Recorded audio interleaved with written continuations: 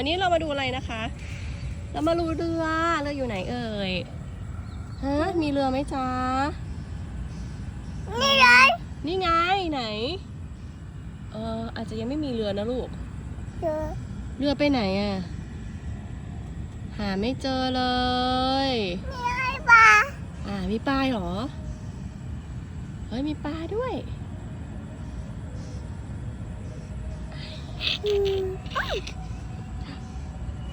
ไปไหนไปไหนรถ